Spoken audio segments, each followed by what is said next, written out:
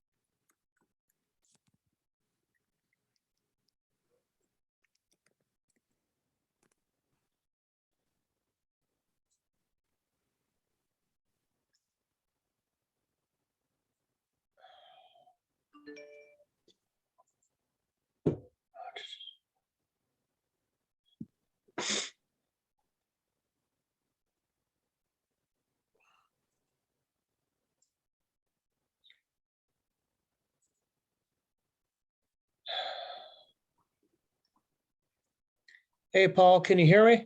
Yes, I can. Can you hear me? Oh, yeah, you sound good. How you doing today? I'm not too bad. Not too bad. Good, good. So I don't know what's going on with the times right now. I didn't know if it's still an hour ahead of us or now or what was it? Well, we had a time change too. Yeah, I I realized don't know that. if that affects the 6 o'clock aspect of GMT. That's why I want to use the converters, because like it'll keep you right on top of it with time changes and stuff. Okay. Well, it looks like I cannot be responsible for everybody's time zone. It's too much. right. That's why I just left it vague. Hey, there's Russia. Kirill, can you hear us? Yes, Mike, I can hear you. How are you, bro? Good, my friend. Good. Kapla. Kapla. Chris, are you gonna go on to a video today or no? Yeah, I will in a moment. Yeah, the reason I asked about the time zone is because the last Zoom post that came across just had Edmonton time. I didn't see a GMT time. And so Yeah. that's what I was looking. That's the only one I saw. And so when I tried to convert from that, it gave me one time, and then Mike was telling me a different time. So I was just like, are we going by based on that 1 p.m.? And nobody would. Chris. Hey, no, I couldn't get an answer, so I wasn't sure what was going on. Oh, okay. GMT right now is different. We're 4 hour, like they haven't switched time zones yet in the UK, and so it's off. There's like a 3 week period where the EU is still on winter time, and the US and Canada is on summertime, and so it like throws everything off. Right. That's why in Russia we canceled changing winter time to summer and back again. Yeah, the USA is working on that. It's in Congress right now. That'll still take a few weeks. Murphy, are you gonna join us with a video today or no? Finland. little bit difficult here. I no. I No, think okay. I found it. No, Oh, hey, there you go. How you doing, Murphy? Hello, Murray. pretty good. Pretty good. Good. Little bit coffee. That's right. Okay, I just remembered. Yes, yes. Yeah. So you stay quiet as long as you Yeah. can. Yeah. Okay. Okay. I did get another application from Finland 2 days ago, but I'm wait. Yeah, it's a guy. I'm waiting to hear back from his email to see if he's fully intent on joining. Because I don't let him in until I actually speak with them, or in this case, email with them. Okay, so as soon as he gets back to me, I will definitely let you know. Yeah. Okay, good. Glad that you can make it today. How you feeling? Okay. Pretty good. Okay, you can use Not- hand gestures like okay. Good, good. All right. I heard from Poland, she will not be able to make it today. I don't know about Israel, if they're able to make it, or Japan or Australia. I'm not sure. Hey, there's Dr. Okrand. Okay.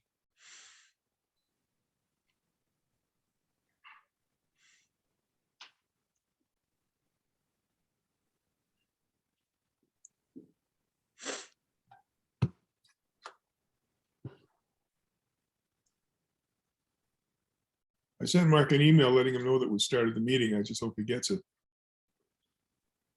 Alrighty. Dr. Hey, there he is. Okrand. It's nice to see you. Finally. Hello, Dr. Okrand. Kapla, Dr. Okrand.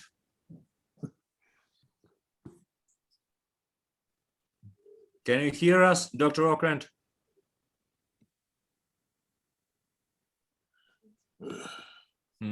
I think there is troubles with connection. Maybe.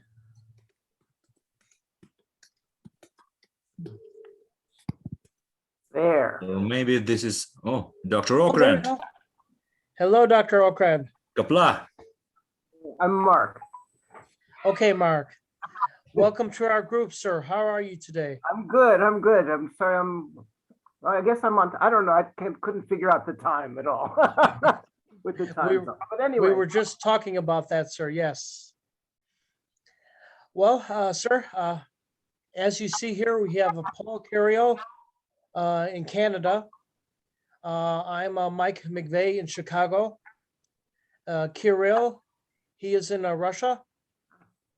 Murphy down there, she's from Finland, but she's having a little throat problems today.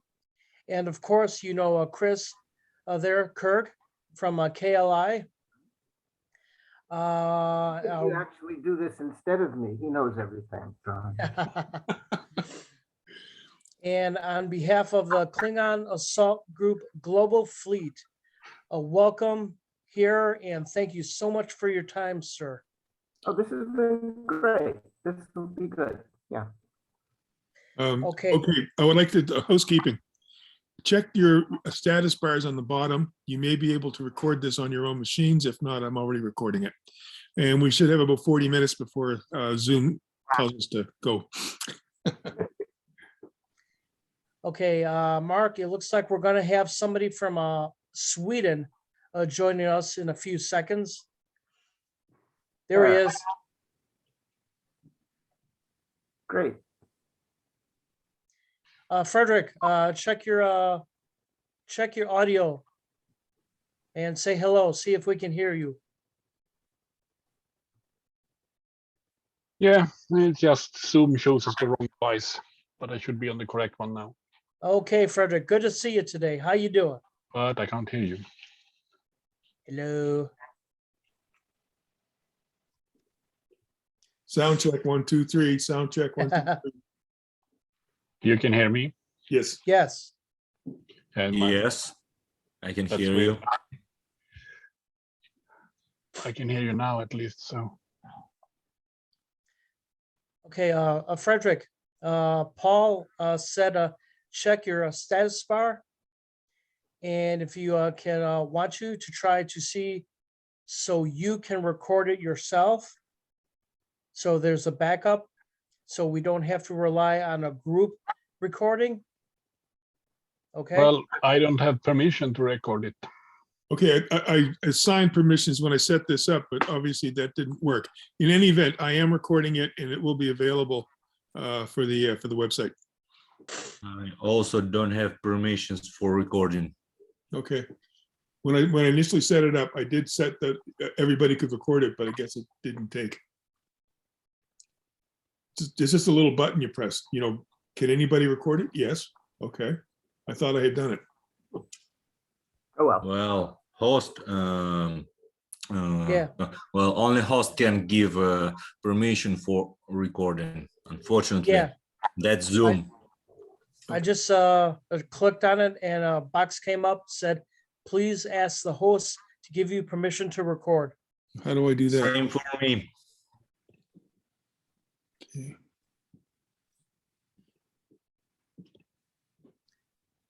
Sorry, Mark, just a little housekeeping before we start. This is normal Zoom procedure. Yeah.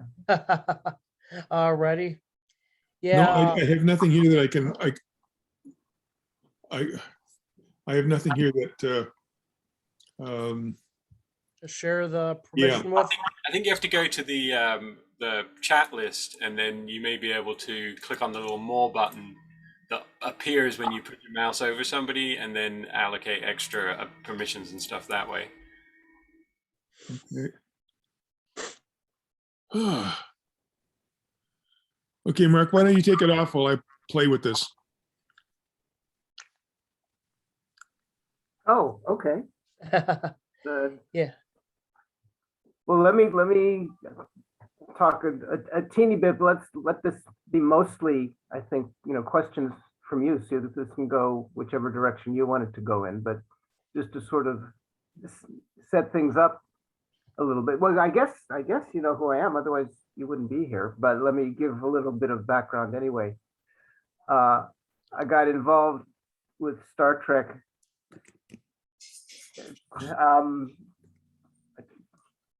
40 years ago this month, my God.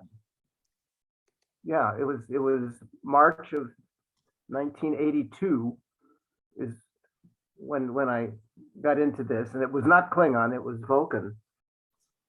In Star Trek II, as you know, there's a short little scene where Spock and Red of talk Canada. in Vulcan, and that scene was originally when they filmed it, the actors were speaking English, but in post-production they decided that they should be speaking Vulcan, so they were going to hire a linguist from the University of California in Los Angeles to come up with the plan was to basically come up with gobbledygook, with nonsense that sounded very different from the English dialogue that was there, but looked the same on the lips. And then the actors would dub it in the way you dub in another language for a foreign film. And I don't know what happened to that linguist from that university, but it never worked out. And I happened to, this sounds silly, but it's true. I happened to be, by chance, having lunch at Paramount with a friend of mine who was the secretary, not secretary, you have a better title than that, the assistant, executive assistant or something, to Harve Bennett, who was the executive producer of that movie. And she told me, or actually a friend of hers who was also working on the film, told me about this story. And I'm a linguist by training. And I told them I thought that was a good idea. And they said they thought it was a good idea too. But it wasn't working out for some reason with this guy from who they'd been talking to. Not for any bad reasons. It was things like scheduling. And they said they weren't quite sure what they were going to do because they had to have it taken care of right away. And I was out in Los Angeles for work because I don't live there. Actually, it was for work on the Oscars, which is also relevant because the Oscars are tomorrow. And I said, what do you mean it has to be done right away? And they said, it has to be done by the end of this week, which is exactly how long I was in town to work on the Oscars. And I said, well, I can do that. And because I thought about how to do it when they told me what was being involved. And my friend said, yeah, he can do that. He's got the same kind of degrees as those other people do. And at that point, the associate producer walked by and they told him they'd solved the problem about the Vulcan language. And the producer said, what are you talking about? So they told him, and the producer said, come see me after lunch. And that's how that happened. Now I knew the producer, I knew the executive producer, Harv Bennett. I'd known him for years in a totally separate, non-Star Trek, non-movie making context. So it was ultimately his decision to hire me. So he wasn't hiring someone he never heard of, but it was still a big fluke that it came together. So I made up gobbledygook nonsense that matched the lips that Kirstie Alley, who played Savik, was supposed to say, and the same thing for Leonard Nimoy. Worked with the actors on 2 different days, not at the same time. I worked with Kirstie first, and a couple of days later, worked with Leonard Nimoy. Got him to say this stuff. At that point, I had lots of work to do on the Oscars, so I drove away from Paramount to wherever the Oscars were, thinking that I, had just taught Mr. Spock how to speak Vulcan, which was pretty cool, and thought that would be the end of that. That was fun. I got to do a little linguistic stuff. I got to work in a movie, and I got to work on Star Trek, which is the biggest deal. But I thought that was the end of it until about a year and a half later, when Harv Bennett called me and said, well, we're making another movie, and the villains are going to be the Klingons. And he said, I think, meaning I, Harv Bennett, think that the Klingons should speak their own language in this movie. You did Vulcan, you want to do Klingon? And that's how I got to do Klingon. Although Klingon was very different, because Klingon was not gobbledygook, lip syncing at all. Klingon was supposed to be a real language. Harv and I talked about it and said, in order to make it, we want it to sound real, and in order to make it sound real, it has to be real. So that's what I did. I made up a language. There was a teeny bit of Klingon before me. In the original series, there was none, except for people's names. We know there's such a thing as the Klingon language, because in The Trouble with Tribbles, which is, of course, the famous episode, there's a line that one of the Klingons says to the Enterprise crew, something along the lines of, everybody knows, well, the Enterprise is designed like a garbage scow. Everybody knows that, and that's why half the quadrant is learning how to speak Klingon. Right? He says Klingonese. Actually, he says Klingonese, but anyway. But we don't hear anybody speak Klingonese. He continues to speak English anyway, and all the Klingons in the original series only spoke English. In the first movie, as you know, the very, very beginning of the movie is the Klingons. And the Klingons look a little bit different from the way they did in the original series. Apparently, there's a footnote here, apparently in Strange New Worlds, the new series that starts pretty soon, they sort of pay attention to the fact that the Klingons look different in the original series and look different in movie time and Next Generation time and all that stuff. Anyway, but the Klingons also, that we see at the beginning of the motion picture, speak their own language. There's maybe 6 lines, maybe 8 lines,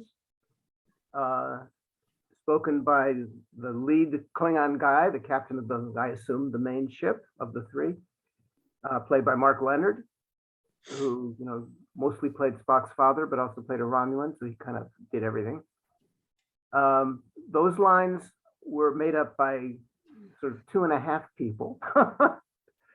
Originally, the lines for that, and it was not lip syncing. He spoke it on the set. Originally, the lines for that scene were made up by a linguist from UCLA named Helmut Scharf, who also did the Vulcan for that film. But apparently they didn't like the lines for some reason or other, the producers. I don't know what the deal was. So one of the producers, John Polville, and one of the actors, Jimmy Doohan, got together and made up some lines for Mark Leonard to say. And that's where that Klingon comes from. They paid a lot of attention to what it should sound like and little or no attention to the grammar and vocabulary and stuff like that. So when I came along for Star Trek 3, I looked at those 6 lines, whatever it was, and said, okay, that's Klingon. There's no question about that. And wrote down the sounds that I was hearing, wrote down the words. I didn't know what the words were, or in the sense of what they meant or how they worked grammatically. You know, there was a phrase, cha yirush. All right, it's 3 syllables, that's for sure. Is it 1 word or 2 words or 3 words? I don't know. Nobody knows. And if it's 2 words, is it 1 syllable then 2 or 2 syllables then 1? I don't know. So I just imposed a structure on what was there and imposed a meaning on what was there based on pretty much nothing. And then it grew and grew and grew from there. And I made up Klingon versions of all the lines that were to be spoken in Star Trek 3. And then made up Klingon versions of all the lines that were supposed to be spoken by Klingon speaking English in Star Trek 3, because sometimes they spoke Klingon and sometimes they spoke English. I'm talking when they're talking to each other, I'm talking about. Most of the time they spoke English rather than Klingon. But I made up Klingon versions of those lines anyway, just in case while we were filming, somebody said, hey, why is that guy talking English? You should be talking Klingon. I could say, okay, here, say this. They used 0 of those lines. Okay, all the lines that were supposed to be in English stayed in English, but it did help flesh out the language a lot. So it was a good thing to do. Actually, they were aware of the fact that it was strange that the Klingons were talking English to each other a lot rather than Klingon. And in the script, there's actually a paragraph at the beginning explaining why this is happening. And what they say, and I'm not going to say this exactly right, but it's along the lines of Klingon society is hierarchical. There's higher and lower classes, and the higher classes are better educated. The higher classes tend to be the military folks, and they're better educated. And part of a good education is foreign languages. So the highly educated people speak Klingon and something else, maybe several other things. And the lower class Klingons, not so much. They just speak Klingon. And the higher class Klingons use the non-Klingon language as a way to sort of differentiate themselves from the lower classes, to sort of show off that they're the higher classes, we're the smart guys, and also to keep secrets. Okay, that was the sort of the explanation in the script. The real reason there was so much English rather than Klingon spoken by Klingons is because they didn't want to have too many subtitles, because after all, Americans don't like subtitles. So that's what I did. And then of course, you know, there was more in Star Trek 5 or the 6. There's nothing in Star Trek 4 because the language there is whale language. That's something else. And Next Generation, and then on we go. And it grew in ways that I had never expected at all. When we were filming Star Trek 3, there was a lot of interest in the language. A lot of the crew, meaning the filmmaking crew, was interested in what this language was all about. And they would come up to me and say something in Klingon. And I would say, what do you want me to say? And they would say hello, how are you? I'd say a Klingon would never say hello, how are you? You know. Anyway, I got the idea, got the notion that since these movie making people were so interested in this, that Star Trek fans might be interested in this as well, and proposed the idea of writing a book explaining how the language works, and the powers that be at Paramount and Simon and Schuster, which is the publisher that Star Trek stuff came out on. They thought it was a good idea too, so I wrote this little book called The Klingon Dictionary, and that, except that that's the newer one. The old one's a little blue book. And it came out, and I thought that what was going to happen with it is that I hope people would buy it, be interested in stuff. But I thought mostly what would happen is people would look at it and thumb through it and say, oh, look, here's the Klingon word for shoe, ha, ha, ha, and put it down and pick it up every once in a while. And I was right about the fact that people bought it. It's so okay. It wasn't astounding, but it's okay. I was wrong about the fact that people would just thumb through it, because people read it and reread it and analyzed it and took notes about it and compiled a list of the typos and so on. And it kind of started taking off. I did not know this was happening until after the second edition came out, the white one, the one with the white cover. That came out in 1992, I think, after Star Trek 6, and so it incorporated vocabulary and some grammar stuff from Star Trek 5 and 6, the Next Generation, a little bit. And that's what they really took off. That's the one that sold a lot better. But I still didn't know that people were reading it so thoroughly until I got a call or an email or something from someone who I'd never heard of, named Lawrence Schoen. And he said that he runs something called the Klingon Language Institute. And I said, what's that? So he told me, well, there's a bunch of people interested in learning this language, and we get together and we do this and we do that. And I was like, really? I had no idea. So he and I got together for lunch or something. He told me all about this, and he invited me to a meeting of the KLI. It was held in Philadelphia, but I attended it by phone. I didn't go there in person. This is maybe the second meeting of the KLI ever, something like that. At some point during the meeting, this is before cell phones. There was a phone in the hotel room where they were meeting, and they called me on that phone and then passed the phone around from one person to another. And that was my introduction to Klingon speakers. I had no idea who I was talking to. I mean, they said their names, but they meant nothing to me at the time. A year later, there was another meeting, and they invited me to that one, but they didn't tell anybody I was going to be at that meeting. So when it got to the kind of the time in the meeting where the previous year I was on the phone, Lawrence said, remember last year we called Mark and we talked to him on the phone, but we can't do that this year because Mark is out of town. But we have somebody else as a guest. At that point, I walk into the room, and it was the strangest sensation I think I've ever had in my whole life, because everyone kind of turned around and went, oh, like that. And the reason that was strange is because how did anybody know who I was?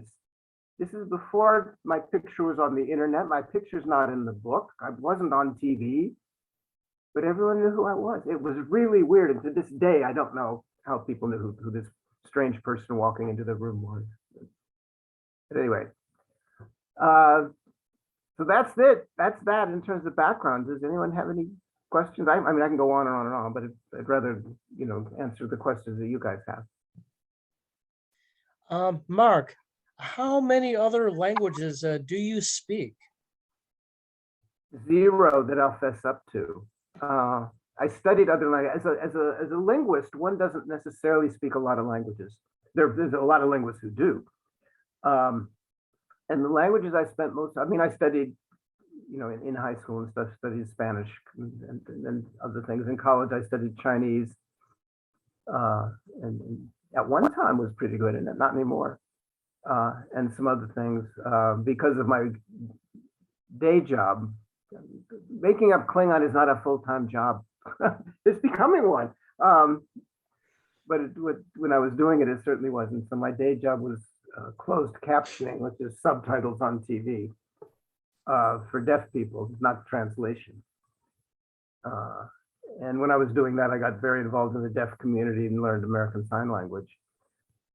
But the main thing I studied as a linguist was American Indian languages, mostly from the West Coast, mostly from around the San Francisco Bay Area. And at the time I was doing this, there was 0 speakers of these languages. So all of my work was based on documentation. It was based on notes that an anthropologist had written down or a missionary had written down or something like that. So the two languages I know the most about, I guess, are an American Indian language that nobody speaks. Actually, they're bringing it back, but at the time I was studying it, nobody was speaking it. And Klingon, which at the time I started working on it, nobody was speaking it. So got very good at languages that nobody speaks. Would it be would it be a better question to ask what languages are you familiar with? Is that better? Yeah, I'm familiar with, Indo-European languages, French and Spanish and those kinds of things. And Chinese languages and languages related to Chinese. I studied Burmese for a little while and things like that, and American Indian languages. And people would normally phrase the question that I think you're asking, something like, what languages did you base Klingon on? Or what languages is Klingon based on? And the answer to that is, I hope nothing, for two reasons. One is Klingon is supposed to be a language from another planet, another place that shouldn't be related or sound like or resemble grammatically anything on Earth. And two, if I did make it to resemble something on Earth, say it resembled Portuguese, okay. Klingons in the original series and Klingons in Star Trek 3, which is all we knew about them at the time I made up the language, were mean dudes, and that's it. They were just tough and mean and warlike and uncooperative, and you wouldn't want to get near one. Okay, they were bad guys. The culture got very interesting when the next generation came along. But before that, they were just tough guys. So I didn't want to have my language resemble any real language, because as I say, if it resembles, say, Portuguese, then I've got everyone in Brazil and Portugal mad at me for making their language the basis for these awful people. It turns out it would have been an honor to have that be the case, but we didn't know that at the time. Having said that, so I went out of my way to not make it be like anything. Having said that, you can't help but be influenced by what you know. So all those languages that I'm kind of familiar with for one reason or another, there's little influence of them, of all of them in Klingon, but hopefully not in any way that anyone can really pick out. As I was going along, I kind of realized that, oh, what you're doing here is just like what they do in Navajo. Don't do that anymore. So I wouldn't necessarily erase what I just did, but I'd make sure that whatever I did next was very, very different. Okay, so there's influence of these things, but not intentionally.